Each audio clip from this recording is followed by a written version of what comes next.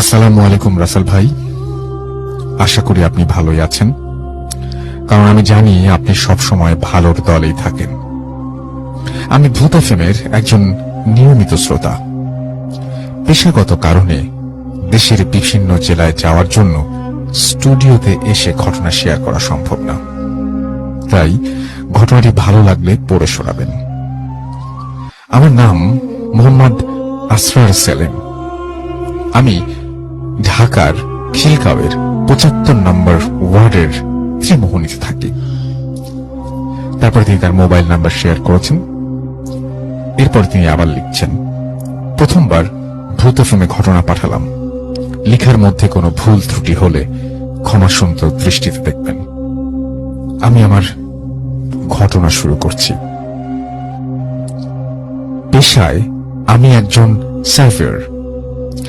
বাংলাদেশের একটা insurance company, বিভিন্ন ইন্স্যুরেন্স কোম্পানি আমাদের নিয়োগ দিয়ে থাকে অ্যাক্সিডেন্ট হওয়া গাড়ি ইন্সপেকশন করার জন্য।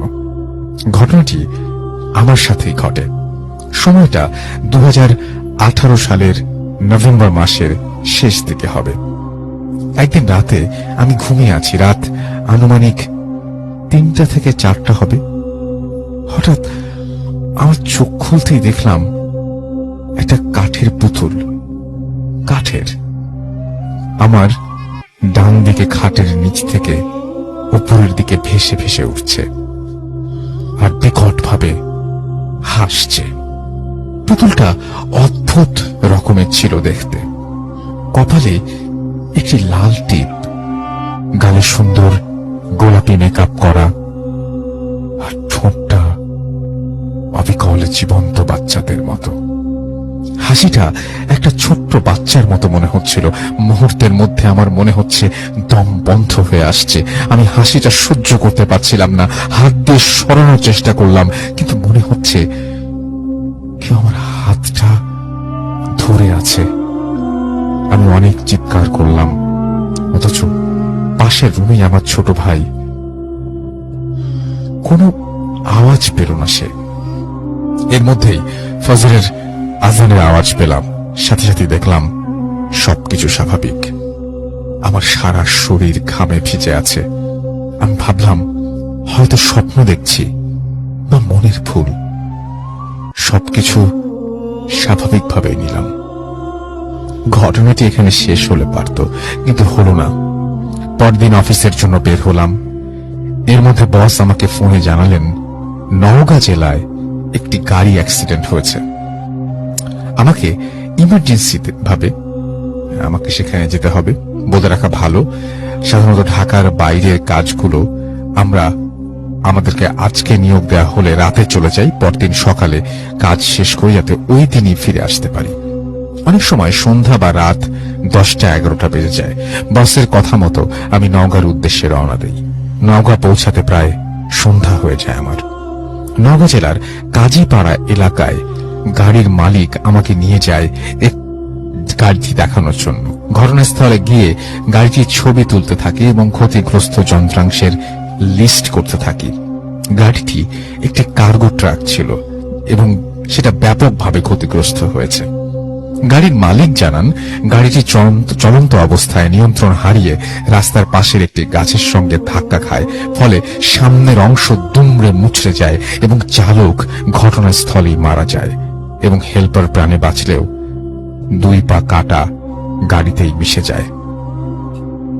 চালকের লাশ সম্পূর্ণ বের করা সম্ভব হয়নি, ছিন্ন ভিন্ন হয়ে গিয়েছে। রক্তে আর শরীরের বিভিন্ন অংশে গাড়ির কেবিন পুরো ভরে আছে। আমি আমার 4-5 বছরের চাকরি জীবনে এমন অ্যাক্সিডেন্ট দেখি নাই। আমি সাথে সাথে বমি করে দিয়েছি। গাড়ির মালিককে বললাম, আপনি গাড়ি ধুলেন না কেন? উনি বললেন, ইন্স্যুরেন্স কোম্পানি বলেছে আমি না আসা পর্যন্ত যেন গাড়িতে হাত না দেয়া হয়। এমন সময় আমি গাড়িতে যা দেখলাম তা আমাকে এতটাই অবাক করলো যে যার জন্য আমি মোটেই প্রস্তুত ছিলাম না। গাড়ির সামনের হ্যাঙ্গারে ঝুলানো একটি কাঠের পুতুল, যা আমার রাতে ঘরে দেখতে পাওয়া সেই পুতুলটির মতো। আমি পুতুলটা হাতে নিয়ে দেখছি, অবিকল আমি রাতে যেই পুতুলটা দেখেছি সেটা। আমি ভাবতে লাগলাম, এটা কি করে সম্ভব? যাই হোক, কাজ শেষ করে আমি বাস স্ট্যান্ডে পৌঁছে যাই। সন্ধ্যে 7টার বাসে উঠি। ঢাকায় ফেরার পথে আমার মাথায় শুধু একটা কথাই ঘুরপাক খাচ্ছে, এটা কি করে সম্ভব? রাতে যা দেখেছি তা হয়তো হ্যালুসিনেশন হতে পারে, কিন্তু একটু আগে যা দেখলাম তাকে কি বলবো? বাসায় ফোন করে জানলাম আমি ঢাকা ফিরেছি, অনেক রাত হবে। আমার রাত হবে। ঢাকা ফিরতে ফিরতে প্রায় রাত 2:30। আমি এয়ারপোর্টে নামলাম। সেখানে কিছু সিএনজি দাঁড়িয়েছিল। আশ্চর্যের বিষয়, বাস থেকে নেমে কাছে যেতেই প্রায় সবগুলো সিএনজি চলে এলো। তেমন গাড়ি নেই, মাঝে মাঝে দু একটি গাড়ি, রাস্তা একদম পুরোপুরি ফাঁকা। আমি একা দাঁড়িয়ে আছি। এমন সময় একটি সিএনজি এসে থামলো আমার সামনে। জিজ্ঞাসা করলো, ভাই, বনশ্রী মেরাদিয়া বাজারের একটু সামনে আমার বাসা যাবেন? উনি বলল, হ্যাঁ যাব। টাকার কথা জিজ্ঞেস করলাম না, কারণ আমার কোনো উপায় নেই, যেতেই হবে। অন্ধকারের মধ্যে চালকের চেহারাটা ঠিকভাবে দেখতে পেলাম না। যাই হোক, আমাকে তুলে সে গাড়ি স্টার্ট দিল। একটু পর জিজ্ঞাসা করলো, ভাই, এত রাতে কোথা থেকে আসলেন? আমি উত্তর দিলাম, নওগাঁ গিয়েছিলাম অফিসের কাজে, ফিরতে রাত হয়ে গেল। উনি আমাকে বললেন, গাড়ি অ্যাক্সিডেন্ট করেছে, ওইটা দেখতে। আমি খুব ভয় পেলাম। বললাম, আপনি কিভাবে জানেন? এমনি কাল রাত থেকে যা ঘটছে আমার সাথে। উনি বলল, ওনার বাড়ি নওগাঁ, তিনি ফোনে সংবাদ পান। আমি নিজেকে স্বাভাবিক করার চেষ্টা করলাম। কথাবার্তার এক পর্যায়ে তিনি জানান তার একটা 4 বছরের মেয়ে আছে, অনেকদিন যাবত বায়না ধরেছে তাকে একটা পুতুল কিনে দিতে হবে। এর মধ্যে মেরাদিয়া বাজার পার হলাম, আর একটু পরে আমার বাসা। কথা বলার এক পর্যায়ে খেয়াল করলাম তার সামনে একটা ব্যাগ, এবং সেই ব্যাগ থেকে একটা পুতুল বের করে আমাকে সে দেখাচ্ছে এবং বলছে, ভাই দেখেন তো পুতুলটা কেমন, আমার মেয়ের জন্য কিনেছি। আমি দেখলাম এটা সেই পুতুল, আর তার চেহারাটা থেতলে আছে, রক্তে চেহারা, কিছুই বোঝা যাচ্ছে না। আমি আর নিজেকে ঠিক রাখতে পারলাম না। যখন চোখ খুলল, দেখলাম আমি আমার রুমে শুয়ে আছি, পাশে আমার মা। জানতে চাইলাম কি হয়েছে আমার। বলল, ফজরের নামাজের সময় পাশে বাসার এক চাচা আমাকে বাসার সামনে এক দোকানে টেবিলে অজ্ঞান অবস্থায় পান। ওই ঘটনার পর আমি বেশ কিছুদিন অসুস্থ ছিলাম। পরবর্তীতে আস্তে আস্তে স্বাভাবিক অবস্থায় ফিরে আসি। আমি অবাক হয়ে ভাবতে থাকি, আমার সাথে এগুলো কেন ঘটলো। ওয়ালাইকুম রাসেল ভাই, আমি সুকান্ত মাইতি, সৌদি আরবিয়া থেকে। প্রথমত আপনাকে অন্তর্নিহিত অসংখ্য আন্তরিক ধন্যবাদ আমার গতবারের ঘটনাটি যোগ্য মনে করে উপস্থাপন করার জন্য। জানি আপনি সর্বদাই ভালোর দলে থাকেন। আমার এই ইমেলটি যোগ্য মনে হলে পড়ে শোনাবেন, খুশি হব। জীবনে চলার পথে নিজেদের অজান্তেই আমরা শুভ অশুভ অনেক কিছুই উপলব্ধি করি, কিন্তু জীবনে ব্যস্ত জীবনের জন্য তাচ্ছিল্যতায় আমরা কখনোই তার গুরুত্ব অনুভব করি। যদি তার কোনো বাস্তবিক রূপ থাকে তবে ঠিক আছে, আর তা না হলে আমরা খুব সহজেই তাতে কুসংস্কারের মালা পরিয়ে দিই। এখন তা বিশ্বাস করা বা না করা সম্পূর্ণ আমাদের উপর নির্ভর করে। এরকমই একটা সংস্কারের সাথে জুড়ে থাকা একটা জিনিস। আমরা প্রায় সবাই সুতো দিয়ে লেবু লঙ্কা টাঙানোর ব্যাপারটা জানি। খারাপ অথবা অশুভ নজর থেকে বাঁচতে প্রতি সপ্তাহে একবার করে নতুন লেবু লঙ্কা টাঙাতে হয়, সে দোকান হোক বা গাড়ি বাড়ি, সর্বত্রই। এখানে এই সমস্ত কথা শুধুমাত্র ঘটনার স্বার্থেই বিবরণ হিসেবে তুলে ধরলাম। যাই হোক, আমি মূল ঘটনায় আসছি। ঘটনাটি ঘটে আমার এক বান্ধবীর দাদা বৌদির সঙ্গে। কিছু ব্যক্তিগত কারণে আমি তাদের নাম উল্লেখ করছি না, ছদ্মনাম ব্যবহার করলাম। আমার বান্ধবী পিঙ্কি, তার বৌদি সোমা ও দাদা সুজয়।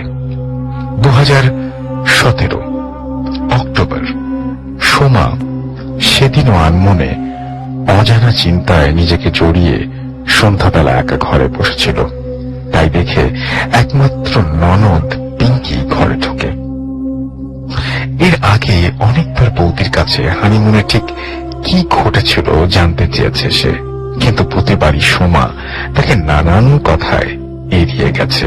কিন্তু এবার সে নাছোড় বান্দা, তাই সে বাধ্য হয়ে পিঙ্কিকে হানিমুনে ঘটে যাওয়ার সমস্ত ঘটনা এক এক করে বলতে শুরু করে।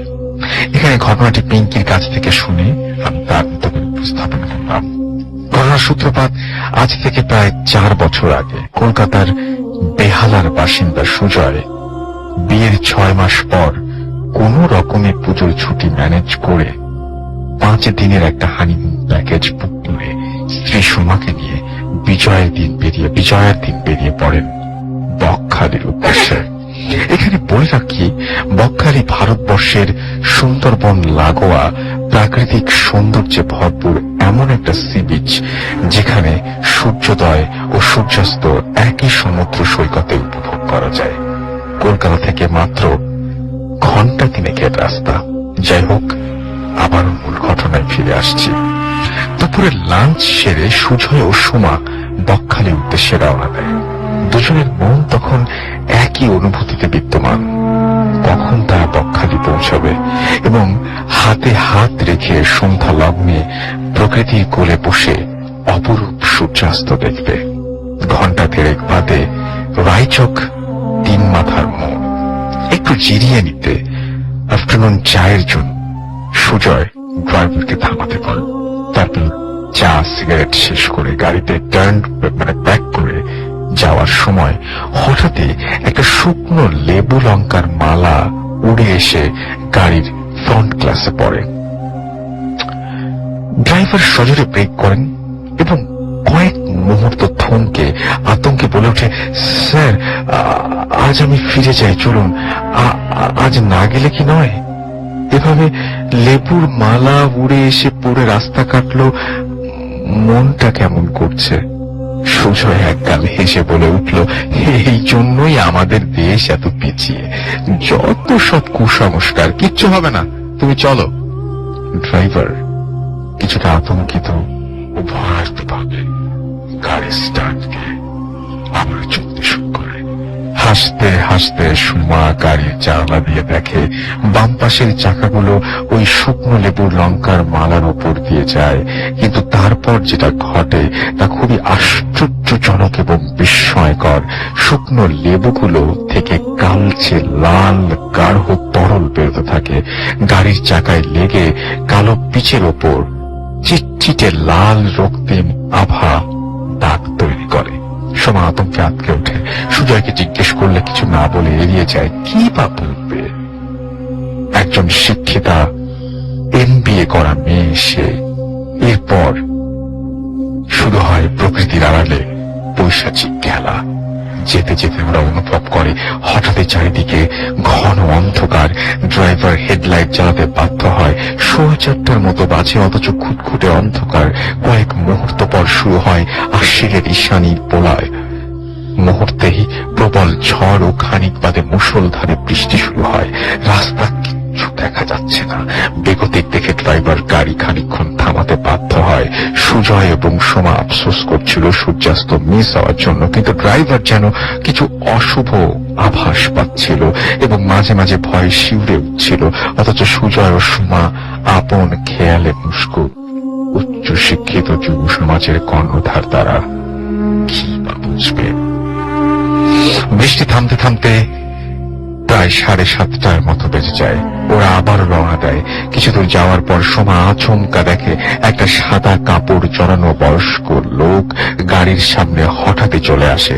আতঙ্কে আটকে সোমা গাড়ির ড্রাইভারকে ব্রেক করতে বলে। ড্রাইভারও তৎক্ষণাৎ ব্রেক করে এবং কিছু বুঝে ওঠার আগে গাড়িটা সজোরে একটা ঝাঁকুনি দিয়ে থেমে যায়।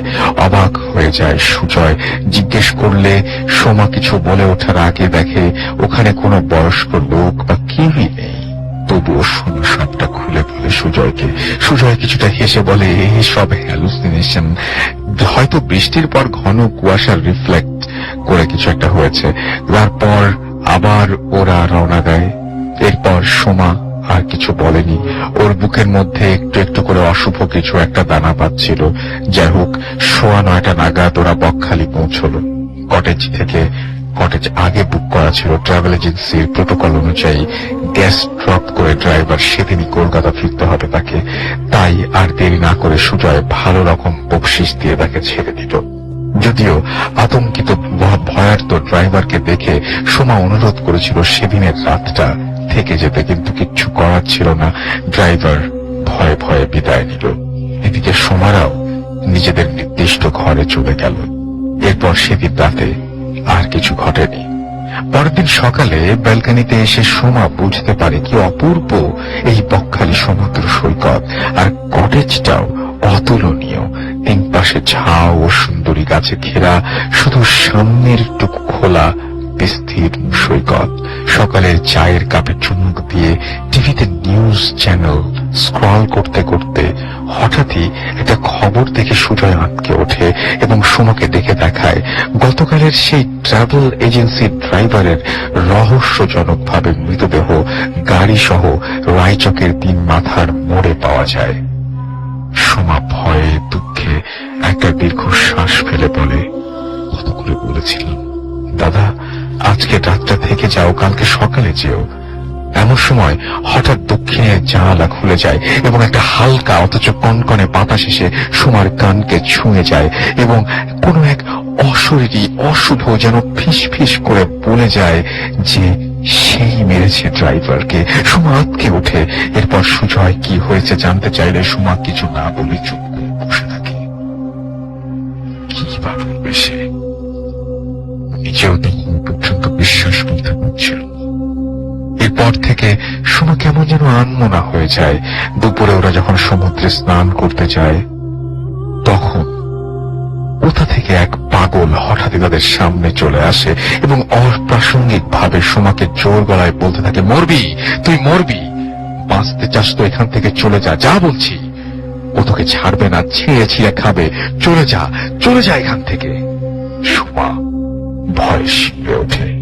সুজয় পাগলটাকে তাড়ালেও একটা বিকট অট্টহাসি দিতে নিতে বললে, মরবি, সব মরবি, বলতে বলতে চলে যায়। দেখে সুজয় সেদিনের মতো সুখে নিয়ে কটেজে ফেরে। বিকেলে সোমা সুজয়কে বলে যে ওর আর এখানে ভালো লাগছে না, ও ফিরে যেতে চায় কলকাতায়। সুজয় আশ্বস্ত করে বলে, ও কিছু না, তুমি কিছু ভেবো না, ওসব নিয়ে সব ঠিক হয়ে যাবে। তুমি সকালের ব্যালকনিতে বসে বিকেলের শোভা উপভোগ করো, সামনের স্টল থেকে এক প্যাকেট সিগারেট নিয়েছি। এই বলে সুজয় চলে যায়। সোমা কিছুক্ষণ ওখানে চুপচাপ বসে থাকে। কিছুক্ষণ পর পূবের ঝাউবন দিক থেকে হঠাৎ একটা নাম না জানা পাখি বিভৎস কর্কশ আওয়াজ শুনে তাকাতেই চমকে যায়। দেখে সুজয় যেন জঙ্গলের মধ্যে ঢুকে গেল। সোমা অনেক করে ডাকে সুজয়কে, কিন্তু কোনো সাড়া মেলে না এবং অস্বাভাবিক ঠাউর করে সোমা দেরি না করে তাড়াতাড়ি নিচে গিয়ে সুজয়ের পিছু নেয়। খানিক বাদে সুজয়কে আর দেখা যায় না। এদিকে সন্ধ্যা তখন ধীরে ধীরে রাতের চাদরে ঢাকা পড়ছে। এমন সময় গাছের আড়ালে সে একটা হাত দেখতে পারে। কাছে গিয়ে সুজয় বলে হাতটা ধরার পর মানে যেটা ঘটে সেটা জন্য সে কোনদিন প্রস্তুত ছিল না। হাতটা খুলে চলে আসে এবং সঙ্গে সঙ্গে বালি ও নিজের শরীর, হাত, রক্ত ভিজে যায় এবং একটা বিভৎস মাথা, কাটা শরীর, গলা থেকে রক্ত ফিনকি দিয়ে পড়ছে। সমস্ত শরীরে গভীর আঁচড়ের দাগ, যেন কয়েক মিনিট আগে কেউ নৃশংসভাবে হত্যা করেছে। পায়ের উপর লুটিয়ে পড়ে। ভয়ার্ত সোমা আতঙ্কে বিকট চিৎকার দিয়ে জ্ঞান হারায়। জ্ঞান ফিরতে সে নিজেকে কটেজের রুমে পায়। ভয়ের রেশটা তখনো কাটেনি। অস্থির হয়ে সে সুজয়কে খুঁজতে থাকে। সুজয়, সুজয় কোথায় তুমি? আমি এখানে এলাম কি করে? ও সুজয়কে মেরে ফেলেছে, আমাকেও ছাড়বে না। সুজয়, সুজয়!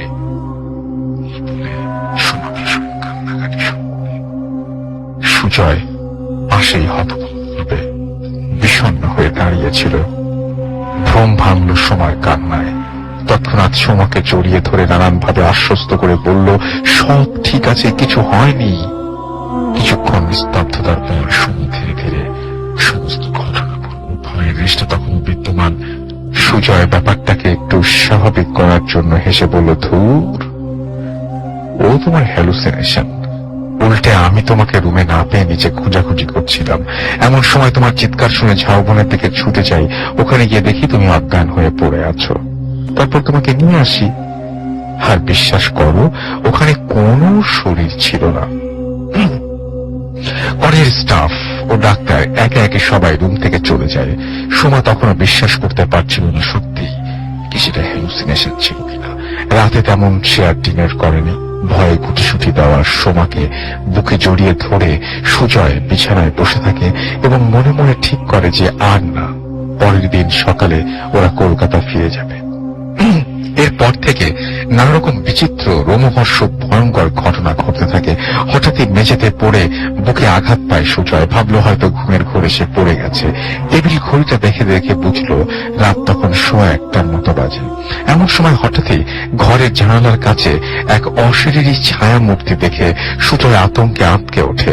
তারপর দেখতে গিয়ে দেখে জানালার কপাটগুলো সজোরে বাড়ি খাচ্ছে, কিন্তু কোনো ছায়া মূর্তি নেই ওখানে। কয়েক মুহূর্ত ভয়ার্ত ভাবে থাকার পর সুজয় নিজেকে বোঝায় হয়তো তা হ্যালুসিনেশন ছিল। তারপর জানালা বন্ধ করে আবার ঘুমোতে যায়। কিছুক্ষণ পর আবারও একইভাবে মেঝেতে পড়ে যায় সুজয়।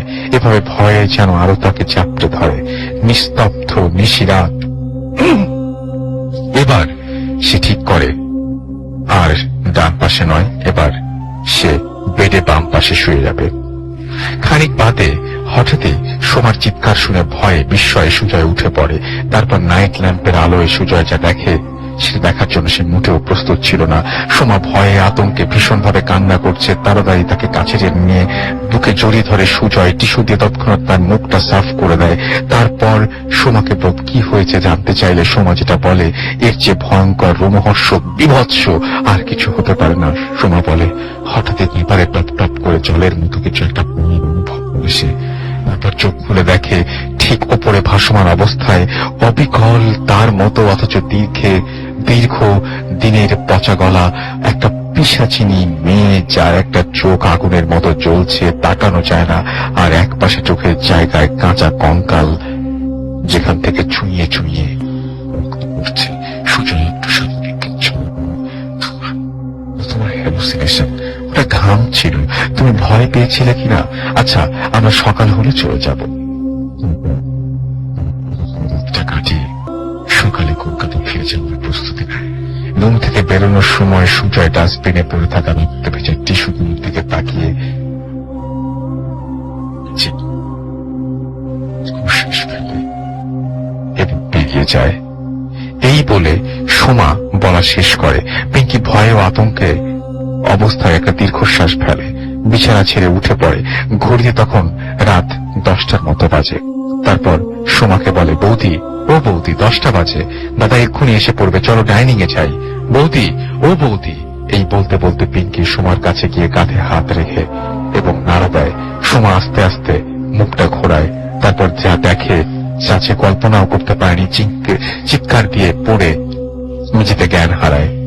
জ্ঞান ফিরতে দেখে ও বিছানায় শুয়ে, পাশে দাদা বৌদি সবাই দাঁড়িয়ে। কিছু বলার আগে সোমা বলে, কি ব্যাপার, তুমি এই রুমে কি করছো?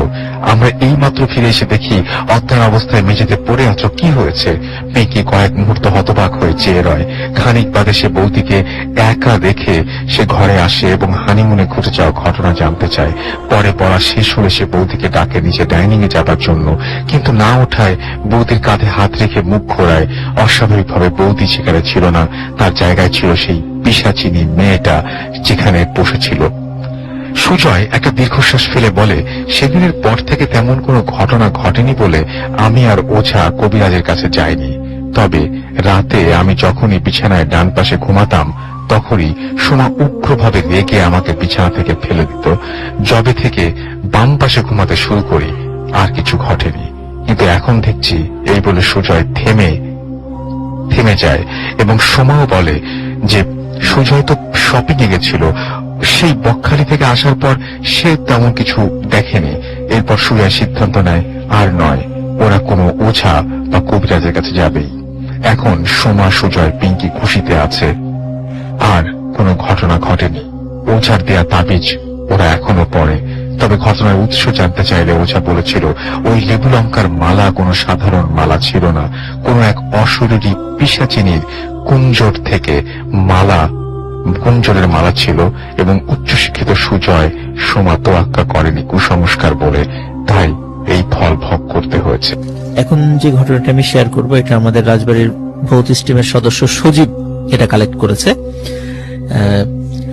এই ঘটনাটি রাসেল ভাই রাজবাড়ি তো না, কুষ্টিয়া জেলার ভেড়ামারা এলাকার ঘটনা এটা। আচ্ছা, তো ভেড়ামারার পাশ দিয়ে যে মানে পদ্মা নদীটা চলে গেছে, এই পদ্মা নদীর পাশে একটি গ্রাম রয়েছে। এই গ্রামের একজন ব্যক্তির নাম হলো আব্বাস। আচ্ছা, এই আব্বাস সাহেবের সাথেই 1995 সালের দিকে ঘটে যাওয়া এই ঘটনাটি আমি এখন শেয়ার করব। ওকে।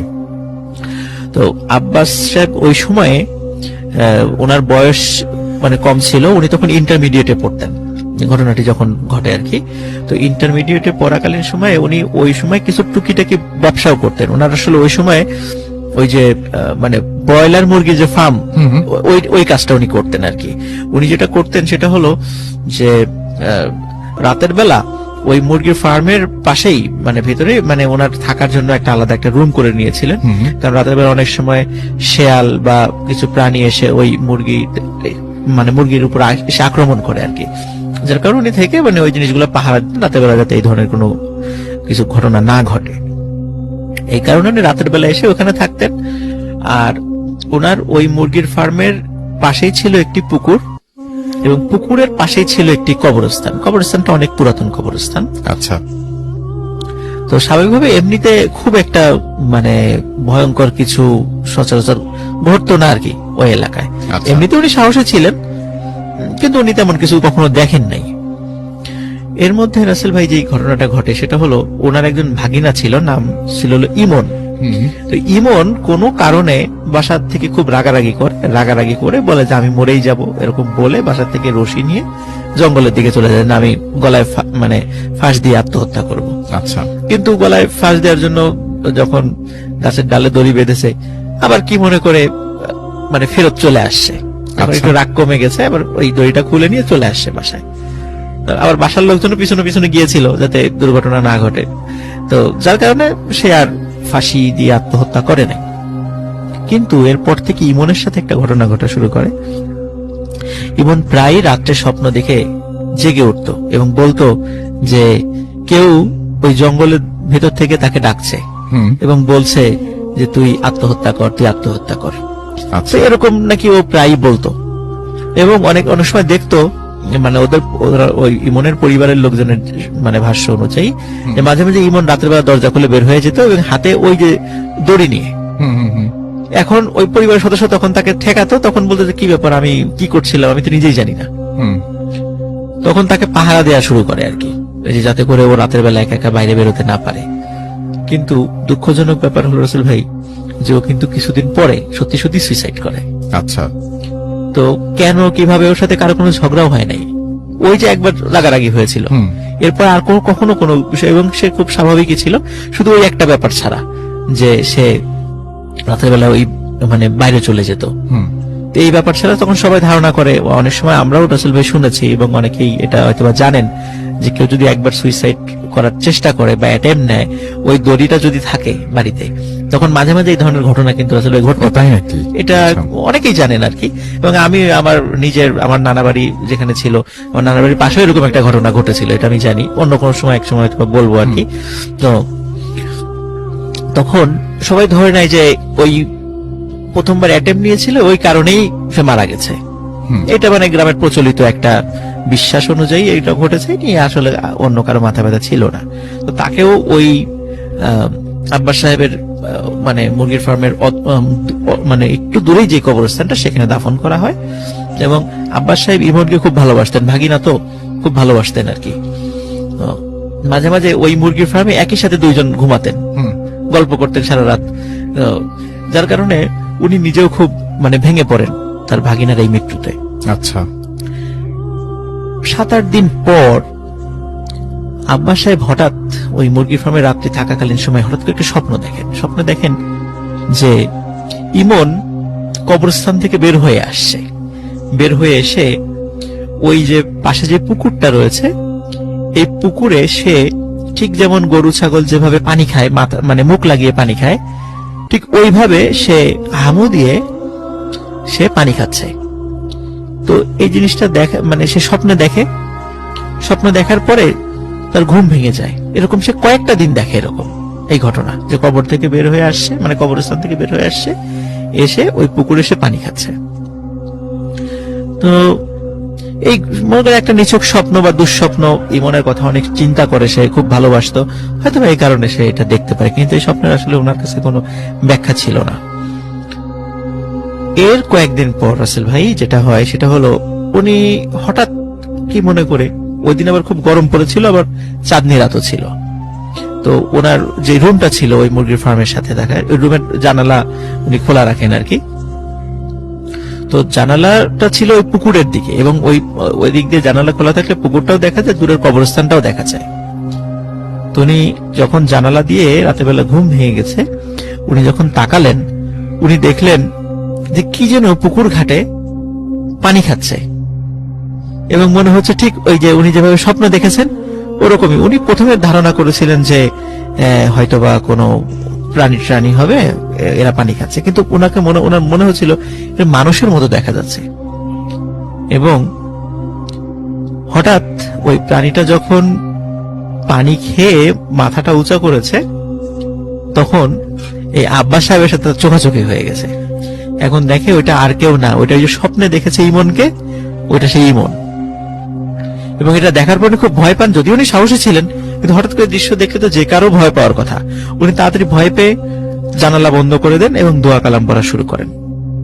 এবং উনি খুব ভালোভাবেই ফিল করছিলেন যে কেউ একজন এই মুরগি ফার্মের পাশ দিয়ে খুব হাঁটাহাঁটি করছে, মানে বারবার হাঁটাহাঁটি করছে, কেন ওখানে শুকনো পাতা ছিল, শুকনো পাতায় মরমর শব্দ হচ্ছিল। এবং আর একটা বিষয় রয়েছে ভাই, সেটা হলো ওই মুরগিগুলো চিৎকার চেঁচামেচি করছিল, কিন্তু উনি ভয়ে বাইরে যাচ্ছিলেন না। আচ্ছা, তো এটা ছিল মানে প্রথম দিনের ঘটনা, যখন উনি সামনাসামনি একদম প্রত্যক্ষ করেন। ওই ঘটনাটি উনি আবার পরিবারের সাথে শেয়ার করেন, যে আমি তো এরকম আগে কয়েকদিন স্বপ্ন দেখেছিলাম, কিন্তু এই যে বিষয়টা তো আমি দেখলাম। তখন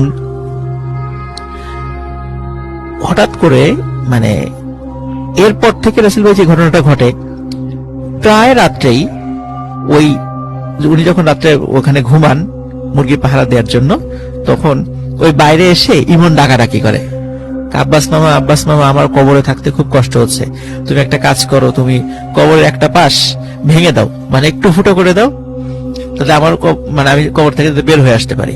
তো এটা একটা আজব এক ধরনের একটা কথা।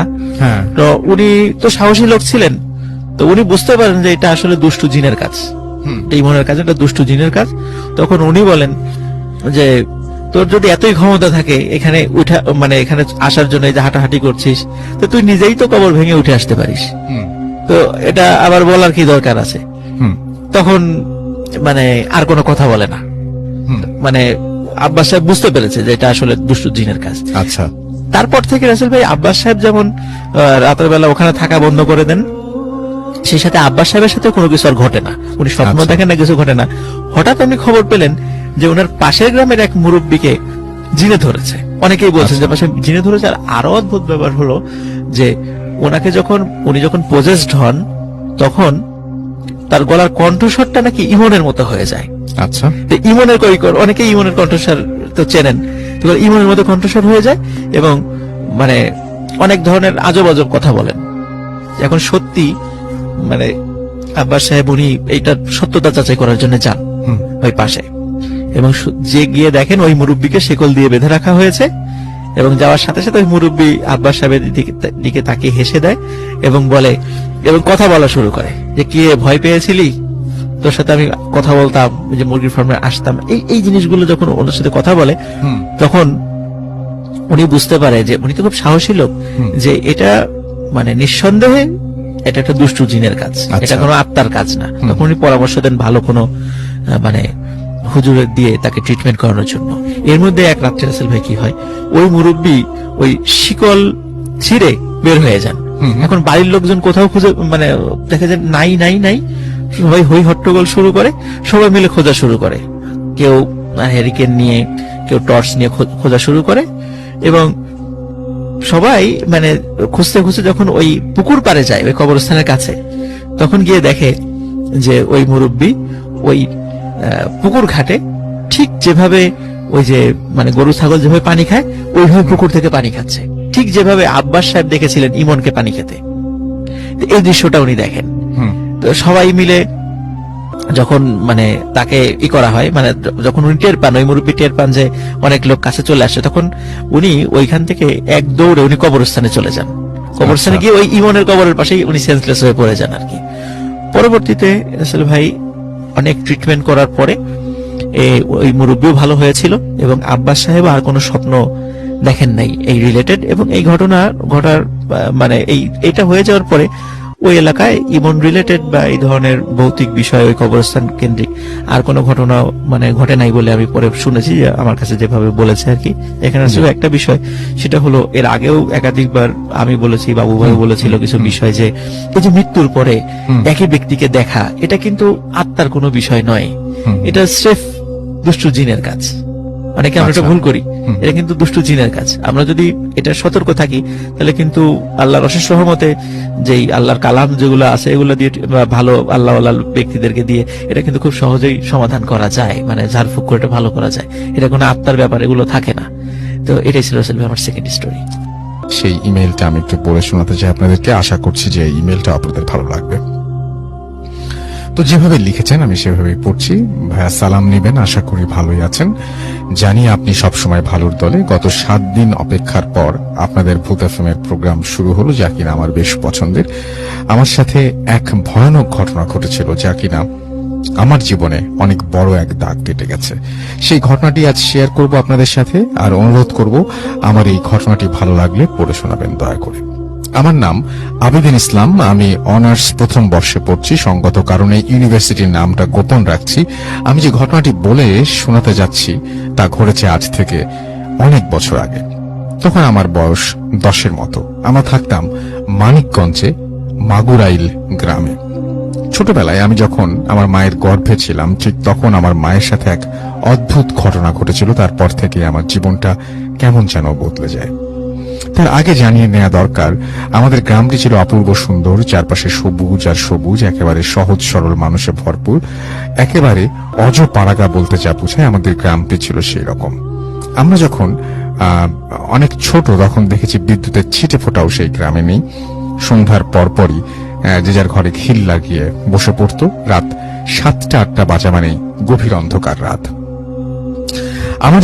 আমি যখন মায়ের গর্ভে, সেদিন ছিল শনিবার, যথারীতি পানি আনার জন্য ঠিক সন্ধ্যা 7টার সময় মা বের হন ঘর থেকে পানি আনার জন্য। যদিও ওই অবস্থাতে মার ঘর থেকে বের হওয়া নিষেধ ছিল, কিন্তু আশেপাশে কেউ না থাকাতে মাকে পানি আনতে হয় এবং সেটার জন্য সে বের হয়ে যায়। এবং আমাদের যে কলটি ছিল আশেপাশে ছিল তা বেশ দূরে এবং বাড়ির একদম শেষ প্রান্তে বলা চলে। কলের পাশেই ছিল একটা কুয়া। গ্রীষ্মকালে সেই কুয়ার পানি এতটাই নিচে থাকতো যে মার জন্য সেখান থেকে পানি তোলা ছিল কষ্টকর। তাই মা কল থেকেই পানি আনতে যায়, আর কলটি ছিল একটি বিশাল হিজল গাছের নিচে। মা যখন পানি ভরছিল তখন ঘুটঘুটে অন্ধকার চারপাশে। হঠাৎ করে কি হলো, মার মনে হলো যে কে যেন ফিক করে হাসছে ঠিক হিজল গাছের গোড়ায় বসে। গভীর কালো অন্ধকারে সেই হাসি মার শরীরের রক্তে যেন হিম শীতল করে দিল। কিছু বুঝে ওঠার আগেই মা তাকালেন হিজল গাছের গোড়ায়। খুব অবাক হয়ে দেখলেন ছোট একটা শিশু অদ্ভুতভাবে হাসছে মার দিকে তাকিয়ে। মা ভাবলেন হয়তো পাড়ারই কারো ছেলে হবে। এই সময় এইখানে কোথা থেকে আসলো এই শিশু? মা ডাকলেন, এই ছেলে, কোথায় বাড়ি তোমার? কিন্তু ছেলেটা কোনো কথাই বলল না। এরপর মা যা দেখলেন তার জন্য তিনি মোটেও প্রস্তুত ছিলেন না। তিনি দেখলেন যে হঠাৎ করে ছেলেটা একটা ভয়াল দর্শন মানে রূপ ধারণ করলো এবং তা দেখে মা সেখানে জ্ঞান হারান। তারপর মাকে বাড়ির সবাই খুঁজে না পেয়ে কলের পাড়ে যান, সেখানে অচেতন অবস্থায় খুঁজে পান। মূলত এটাই ছিল আমার জন্মের আগের ঘটনা। এরপর জন্মের পর শুনেছি আমি নাকি সবসময় ওপরের দিকে তাকিয়ে থাকতাম। সবাই বলতো টেরায় ধরেছে। অনেক কবিরাজ দেখানো হয়েছিল আমাকে। ছেলেবেলা থেকেই আমার গলায় গন্ডা খানিক তাবিজ ঝুলত। আমার এক চাচা অনেক দূর থেকে কোনো এক বড় কবিরাজের কাছ থেকে একটি তাবিজ এনে দিয়েছিলেন আর বলেছিলেন আর যাই করি এই তাবিজটা যেন না খুলি গলা থেকে। এভাবেই কেটে যাচ্ছিল দিন। বাবা ঢাকায় চাকরি করেন, মাসে 2-1বার বাড়িতে যান। বাড়িতে বাকি সময়টা আমি আর আমার মা। সেদিন ঘন বর্ষা। আমার এখনো পরিষ্কার মনে আছে সেই দিনটি শনিবার। স্কুল শেষ করে আমার বাড়িতে ফিরতে বিকেল গড়িয়ে গেছে। হাত মুখ ধুয়ে কিছু খেয়ে পড়তে বসেছি, হঠাৎ করেই মা এসে বললেন, চল তোর মাথায় তেল দিয়ে দিই। আমিও রাজি। তেল দিতে গিয়ে হঠাৎ মা বললেন, কি রে, তোর গলায় সেই বড় তাবিজটা কই? আমি খুব অবাক হয়ে লক্ষ্য করলাম আমার গলায় সেই বড় তাবিজটা নেই। তো কোথাও হয়তো পড়ে গেছে। মা আমার কথায় ভীষণ রাগ করলেন, কিন্তু তখন আমি বুঝতে পারিনি কি অপেক্ষা করছে আমার জন্য। কিন্তু এত বছর আমার সাথে আর কিছুই হয়নি, তাই এক প্রকার উড়িয়েই দিয়েছিলাম। রাত ঠিক 12টা কি 1টা হবে। বাবা না আসলে আমি মূলত মার সঙ্গেই ঘুমাই, কিন্তু সেদিন কি মনে করে আমি আমার ঘরেই ঘুমিয়েছিলাম। ঘুটঘুটে কালো মিশমিশে অন্ধকার। হঠাৎ করেই আমার মনে হলো কল পারে কে যেন জোরে জোরে কল চাপছে। আমি ভাবলাম এত রাতে কে কল চাপে, কিন্তু আওয়াজটা এত বেশি জোরে আসছিল যে আমার ঘুম ভেঙে গিয়েছিল। আমি ভাবলাম মা নয় তো। একবার ভাবলাম দেখি, মাকে ডাকি। আবার ভাবলাম না, হয়তো পাশের বাড়ির কেউ হবে। কিন্তু আওয়াজ কেমন জানি থামছেই না। এতক্ষণ ধরে কল চেপেই যাচ্ছে, কে চাপছে? হঠাৎ করে এই শব্দটা একেবারে মিলিয়ে গেল। আমি কান খাড়া করে রাখলাম। মনে হচ্ছিল আমার জানালার পাশে কে যেন দাঁড়িয়েছে। আমি পরিষ্কার তার অস্তিত্ব অনুভব করছিলাম। খানিক বাদেই মনে হলো কে যেন ফুঁপিয়ে ফুঁপিয়ে কাঁদছে ঠিক আমার জানালার পাশে দাঁড়িয়ে। একবার ভাবলাম মা নয় তো, কিন্তু না, গলাটা কেমন যেন অপরিচিত লাগছিল। কান্নার শব্দ আস্তে আস্তে বাড়তে লাগলো। ভয় আমার রক্ত পুরো হিম শীতল হয়ে গেছে। কে কাঁদছে এমন করে? একবার ভাবলাম জোরে চিৎকার করে মাকে ডাকি, কিন্তু এতটাই ভয় পেয়েছিলাম যে মাকে ডাকার সাহস হলো না।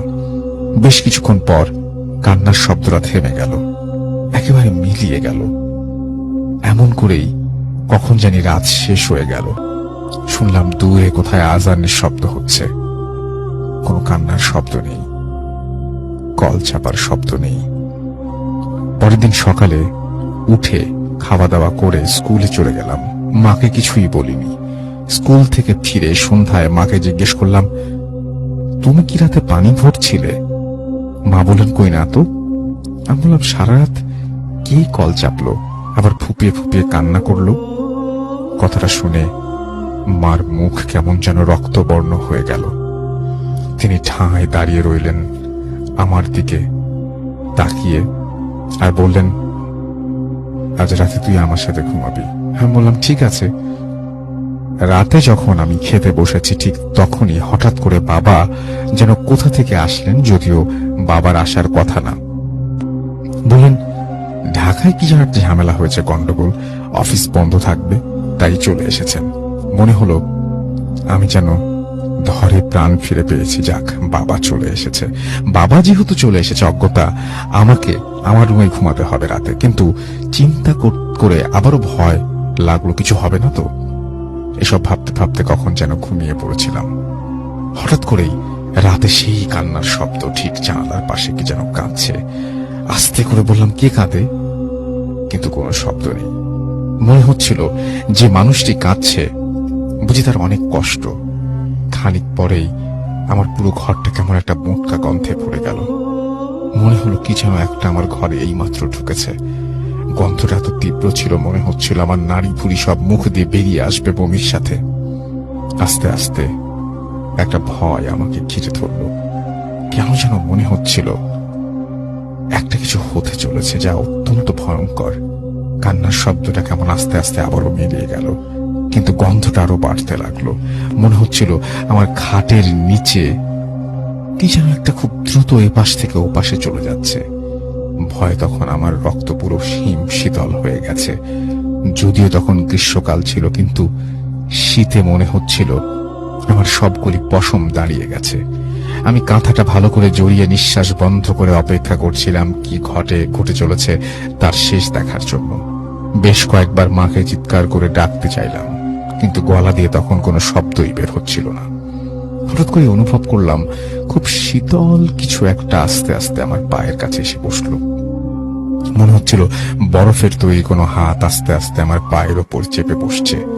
হাতটা এতটাই শীতল ছিল, ঠিক যেন মনে হচ্ছিল কোনো মৃত মানুষের হাত। আর হাতটা আস্তে আস্তে চেপে বসতে লাগলো আমার পায়ের ওপর। মনে হচ্ছিল আমায় টেনে হিঁচড়ে নামিয়ে নিয়ে যাবে খাটের নিচে। এভাবে কতক্ষণ ছিলাম আমার মনে নেই। হঠাৎ করে জ্ঞান হারাই। এরপর যখন আমার জ্ঞান ফেরে, তখন আমি আমার বাবার কোলে, পুরো বাড়ি ভর্তি মানুষ। যদিও রাত তখন প্রায় 3টা কি 3:30টার মতো বাজে। পরে শুনেছি আমার ঘুমানির মতন শব্দ শুনে প্রথমে উঠে আসে মা, তারপর বাবা।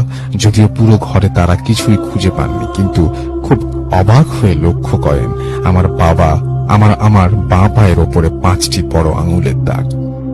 এভাবে এমন ভাবে বসেছিল সেই দাগ, প্রায় 1 সপ্তাহ স্থায়ী ছিল। আমার পা সেই জায়গা প্রথমে লাল, পরে কালচে হয়ে যায়। তার পরপরই বাবা আমায় মামার বাড়ি নিয়ে যান। তার ঠিক 2 বছর 2-1 বাদে বাবা আমাকে নতুন বাড়ি সাভারে নিয়ে আসেন। যদিও মার কাছে এবং চাচাদের কাছে শুনেছিলাম আমার ওপর নাকি কিসের আসর ছিল, কিন্তু সেই আসর এবং কি সে জিনিস তা আজ পর্যন্ত আমাকে বলেনি। এর ব্যাখ্যা আমি আর থ্যাংক ইউ। আসল ভাই, এখন যে ঘটনাটি আমি শেয়ার করব, ঘটনাটি আসলে আমাদের দেশের ঘটনা না। এটি আবখাজিয়া নামক একটা দেশ রয়েছে, সেই দেশের একটা অঞ্চল, নাম হলো আকারমারা নামক একটা জায়গা, সেই জায়গার একটা ঘটনা। তো ঘটনাটি বলার আগে আমি কয়েকটা বিষয় একটু তথ্য দিয়ে নিতে চাই, তাহলে লিসেনারদেরকে বুঝতে একটু সুবিধা হবে আর কি। সেটা হলো যখন 1991 সালের শেষের দিকে, মানে 21 ডিসেম্বর, যখন সোভিয়েত ইউনিয়ন ভেঙে যায়, সোভিয়েত ইউনিয়ন ভেঙে যাওয়ার পরে 15টি স্বাধীন দেশের জন্ম হয়। এর মধ্যে জর্জিয়া একটা, আর আবখাজিয়া এবং দক্ষিণ ওসেটিয়া, এটি জর্জিয়ার 2টা অঞ্চল। তো আবখাজিয়া যখন 1992 সালে স্বাধীনতা ঘোষণা করে, তখন জর্জিয়ার সাথে আবখাজিয়ার একটি যুদ্ধ হয়, প্রায় 1 বছর ব্যাপী স্থায়ী হয়েছিল। 1993 সালে এসে যুদ্ধটি শেষ হয়। ওই সময়ে আবখাজিয়ার বেশ কয়েকটা অঞ্চল, তার মধ্যে একটা অঞ্চল নাম ছিল আকারমারা নামক একটা জায়গা। ওই যুদ্ধের ওই সময়টাতে ওই এলাকাটা জনশূন্য হয়ে পড়ে, এবং ওই যখন সোভিয়েত ইউনিয়ন ছিল, ওই অঞ্চলটাতে রেল যোগাযোগ ছিল, হসপিটাল ছিল, স্কুল ছিল, অনেক লোকের প্রায় লক্ষাধিক লোকের বসবাস ওখানে ছিল। কিন্তু পরবর্তী সোভিয়েত ইউনিয়ন ভেঙে যাওয়া এবং আবখাজিয়া যুদ্ধ হওয়ার কারণে ওখানকার লোকজনরা একে একে ওখান থেকে সরে পড়ে, এবং জায়গাটা একরকম অ্যাবান্ডন্ড বা পরিত্যক্ত হয়ে যায়। তো আসলে ওই জায়গাটা কেন্দ্রিক আজকে ঘটনাটি শেয়ার করব আর কি। ওকে রাসেল ভাই, যখন ওই সোভিয়েত ইউনিয়ন ভেঙে যাওয়ার পরে, যখন রাশিয়াতে তো ওই সময় সমাজতন্ত্র ছিল, মানে ওই সময় পুঁজিবাদ এবং সমাজতন্ত্র একটা বিষয় ছিল, তো পরবর্তীতে ওয়ার্ল্ড ব্যাংক যে কাজটা করে সেটা হলো ওই সমস্ত অঞ্চলগুলোতে এখন অর্থনৈতিক অবস্থা কি, ওই সমস্ত এলাকার মানে মানুষের অবস্থা যাচাই করার জন্য একটা রিসার্চ টিম পাঠায় সেখানে। তো রিসার্চ টিমের সাথে এই ঘটনাটি ঘটেছিল আর কি।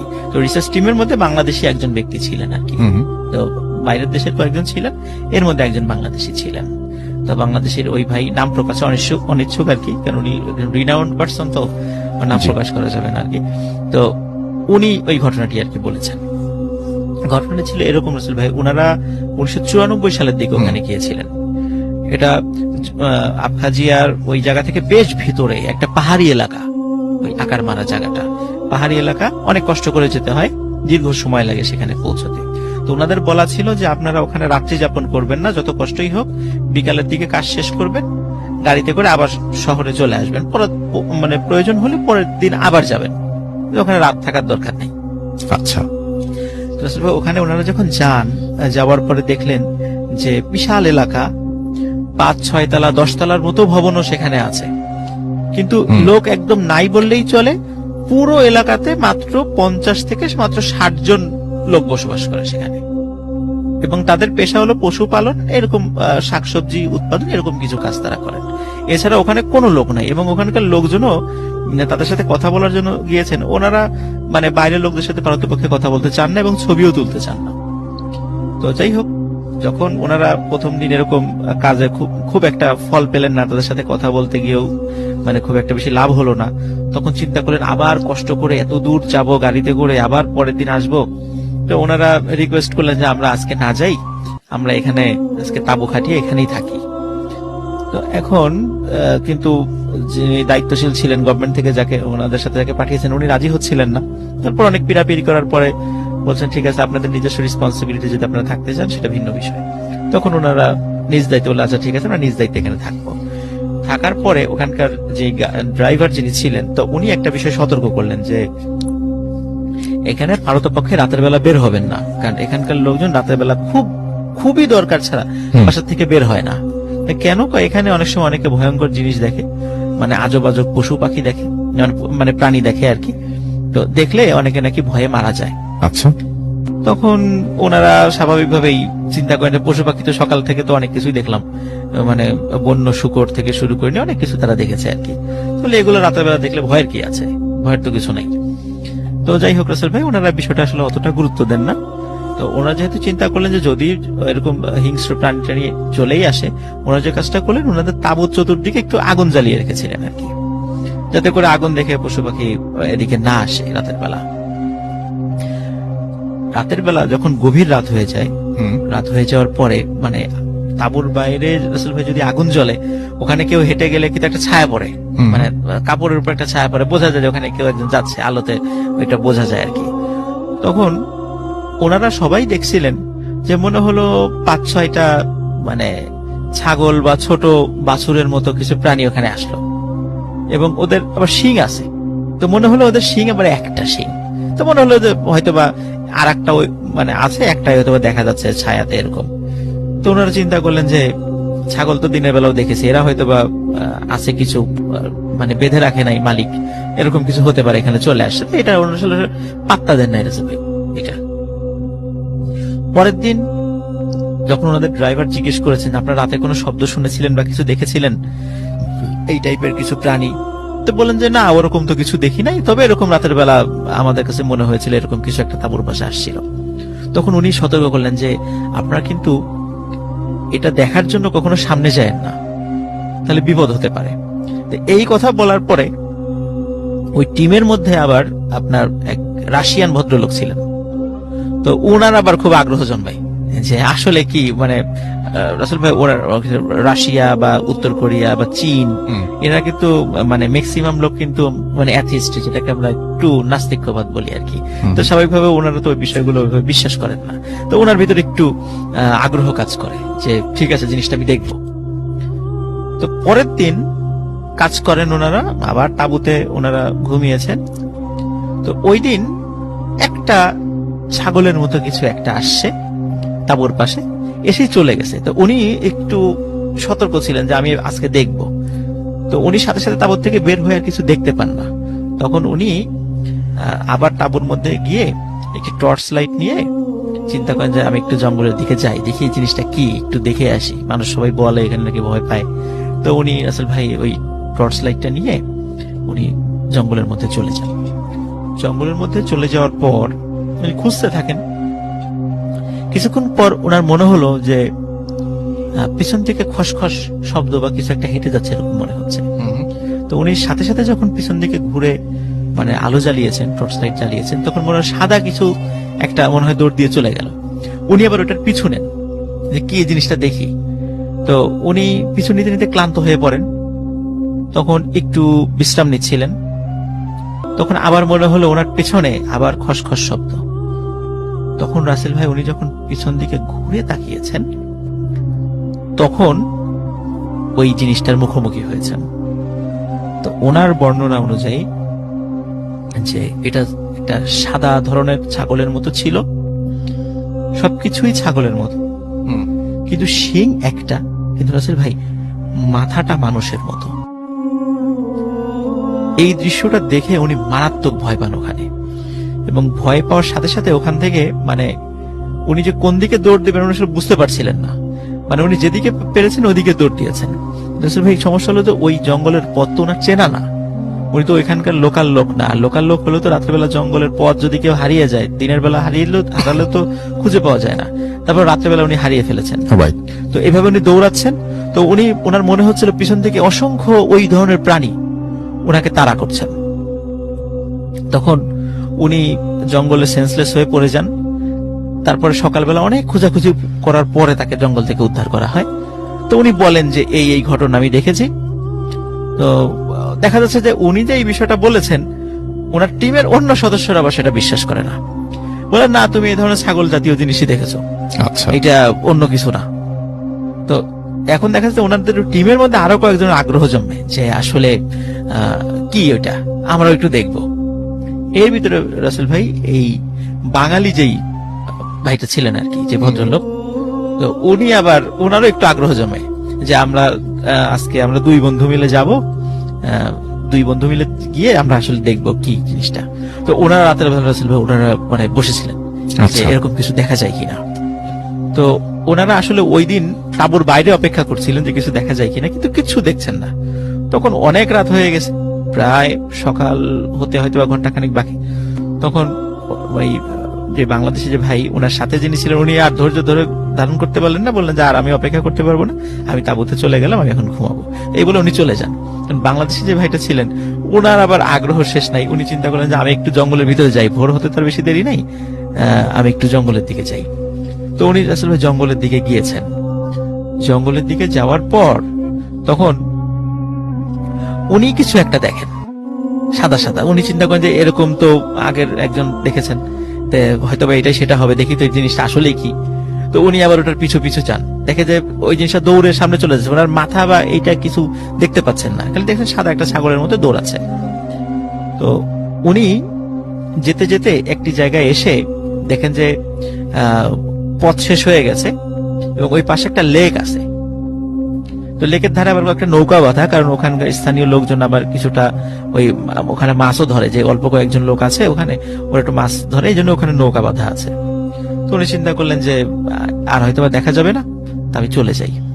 তখন রাসূল ভাই যখন চলে যাবেন, মানে ঘুরে দাঁড়িয়েছেন ওখান থেকে, তখন ঘুরে দাঁড়ানোর সময় দেখে পিছনে মানে ওনার থেকে হয়তো বা 10 হাত দূরে অসংখ্য ওই ছাগলের মতো প্রাণীগুলো দাঁড়িয়ে আছে, যাদের শিং একটা এবং মাথাটা মানুষের মতো।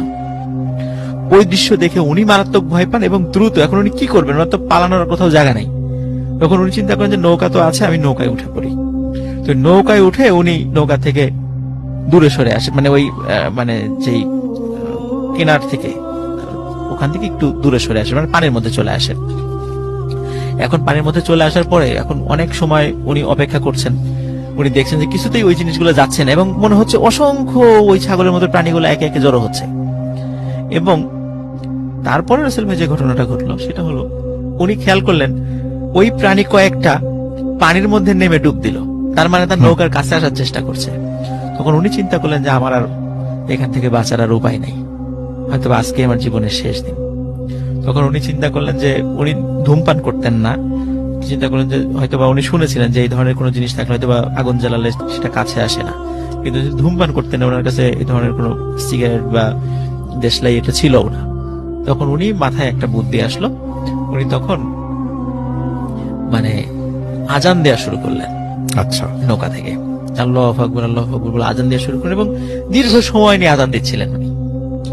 তো আজান শেষ হওয়ার পর উনি আবার আজান দেন, আবার আজান দেন, এরকম অনেকক্ষণ আজান দেওয়ার পরে মানে যতক্ষণ আজান দিচ্ছিল উনি দেখছিল নৌকার পাশে পানির নিচ থেকে বুদবুদ উঠছিল, মনে হচ্ছে যে ওই জিনিসগুলো কাছে চলে আসছে নৌকার, কিন্তু কখন নৌকার একদম কাছে চলে আসতে পারছিল, মানে দূর থেকে মনে হচ্ছে ওই জিনিসগুলো নিচে আছে কিন্তু নৌকার কাছে আসতে পারছিল না। যখন সত্যি সত্যি যখন সকাল মানে হওয়া শুরু হলো, তখন ওই জিনিসগুলো আস্তে আস্তে মিলিয়ে যায় এবং উনি আবার ডাঙায় চলে আসেন। ডাঙায় চলে আসার পরে উনি সব ঘটনা খুলে বলেন সবার কাছে এবং স্থানীয় কয়েকজন লোকের সাথে যখন কথা বলেন, তখন স্থানীয় লোকজন তারা বলে যে হ্যাঁ, এই ধরনের বিষয় এখানে আছে, আমরা এটা দেখে খুবই ভয় পাই, অনেকে এতটাই ভয় পায় যে তারা ভয়ে কয়েকদিন পরে অসুস্থ হয়ে মারাই যায়, যার কারণে আমরা রাতের বেলা পারতপক্ষে এখান থেকে বাইরে বের হই না।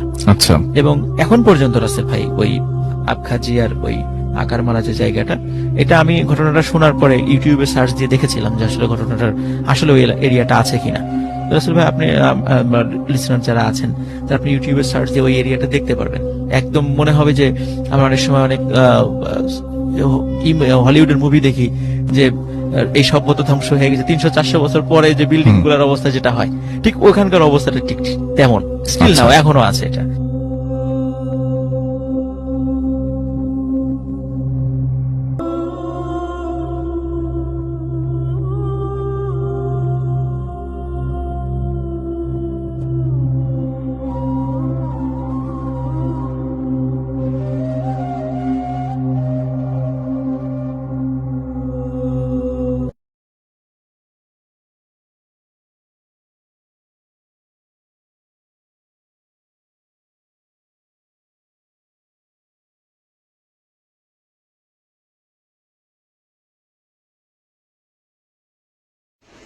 আসসালামু আলাইকুম।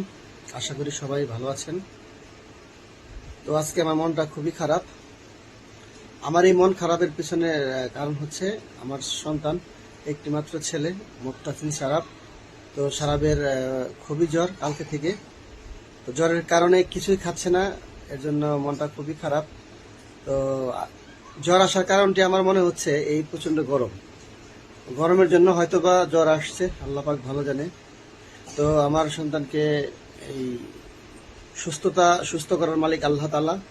আল্লাহ যদি চান আমার ছেলেকে সন্তানকে সুস্থ করে দিবেন। এখন বাকিটা এখন আমার কিছু করার নেই, আল্লাহর কাছে দোয়া করতেছি। আপনারা দোয়া করবেন আমার সন্তানের জন্য, আমার ছেলেকে যেন ভালো করে দেয়। এই যে গরম, এই গরমের ভিতরে আপনাদের যাদের বাচ্চা আছে, ছোট বাচ্চা আছে, তারা অবশ্যই এই গরমের ভিতরে আপনারা ছোট বাচ্চাকে বাইরে নেবেন না। আমার বাচ্চাটি একটু দুষ্ট প্রকৃতির, যার কারণে আমার বাচ্চাটিকে একটু বাইরে আমার নিয়ে যেতে হতো। বাইরে যাওয়ার ফলেই আমার সন্তানের এই অসুস্থতার মূল কারণ। প্রচুর পরিমাণ বাইরে দৌড়াদৌড়ি করে আমার সন্তান। সারা আমাদের এলাকার আশেপাশে যে কটা ওর বয়সী ছেলেরা আছে, বাচ্চা আছে, তাদের চাইতে সবচেয়ে বেশি চঞ্চল। ও অল টাইম দৌড়াদৌড়ির ভিতরে থাকে। তো এই রৌদ্রর ভিতরে, এই গরমের ভিতরে ওকে আমি বাসায় রাখতে পারতাম না। অভ্যাসগত কারণে ও বাসা থেকে বের হয়ে যেত এবং দৌড়াদৌড়ি করতো এবং বলতো, বাবা চলো একটু হাঁটতে যাব, বাবা একটু ঘুরতে যাব। এই ঘুরতে যাব, হাঁটতে যাব, এই বিষয়গুলো আমি এড়াতে পারিনি, যার কারণে এর খেসারত হয়তো বা দিচ্ছি। আপনাদের যাদের ছোট বাচ্চা আছে, একটু কষ্ট হলেও তারা বাইরে নিয়ে বের হবেন না। কারণ হচ্ছে এই গরমের ভিতরে কোনোভাবেই এই বাচ্চাদের বের করবেন না। যখনই বাচ্চাদের বের করবেন তখনই কোনো না কোনো সমস্যা হতে পারে। বিষয়টা আমার হয়েছে। আমার ছেলেটি আলহামদুলিল্লাহ খুবই স্বাস্থ্যবান, আমার মতো স্বাস্থ্যবান এবং সুস্থ সবল ছিল। তারপরেও এই গরম সহ্য করতে না পেরে আমার সন্তানটি আজকে অসুস্থতার পতিত হয়েছে এবং আল্লাহ তাআলা চাইলে সুস্থও করে দেবেন। কিন্তু বড় সমস্যা আমার ছেলেটির, সবচেয়ে বড় সমস্যা হচ্ছে আমার ছেলেটি খেতে চাচ্ছে না, মানে খায় না। মানে এটা সবচেয়ে বড় বিষয়, সবচেয়ে খায় না, বিশেষ করে ওষুধ খায় না। আর সিরাপ কোনোভাবে খাওয়াতে পারছি না। যখনই আমি সিরাপ দিচ্ছি তখনই বমি করে ফেলে দিচ্ছে। এইটাই সবচেয়ে বড় কারণ।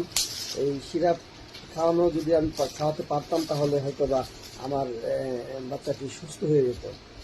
হোক, সুস্থতার মালিক আল্লাহ তাআলা। আল্লাহ তাআলা যতক্ষণ পর্যন্ত না চাইবে ততক্ষণ পর্যন্ত আমার সন্তান সুস্থ হবে না। এবং এর ভিতরে আপনাদেরও দোয়ার প্রয়োজন আছে। আপনারা সবাই আমার সন্তানদের জন্য দোয়া করবেন যেন আমার সন্তানটি সুস্থ হয়ে যায়, আমার সন্তানটি সুস্থভাবে চলাফেরা করতে পারে। তো আজকে আমার সন্তানের বার্থডে ছিল। বার্থডে থাকা সত্ত্বেও আমার ছেলে আমরা মজা করতে পারছি না বা আমি খুশি না। কারণ হচ্ছে আমার সন্তানটি আজকে প্রচুর অসুস্থ।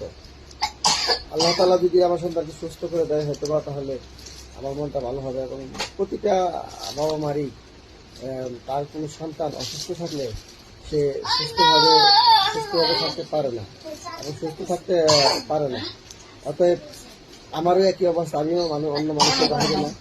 যেহেতু আমারও সন্তান আছে, আমার সন্তানও অসুস্থ থাকার কারণে আমিও সুস্থ থাকতে পারছি না এবং ভালো থাকতে পারছি না। প্রতিটা মুহূর্তে আমার সন্তানের জন্য আমার চিন্তা হচ্ছে আমার সন্তানকে কি করলে, কিভাবে, কোন চিকিৎসা দিলে, কি খাওয়ালে আমার সন্তানটি সুস্থ হবে।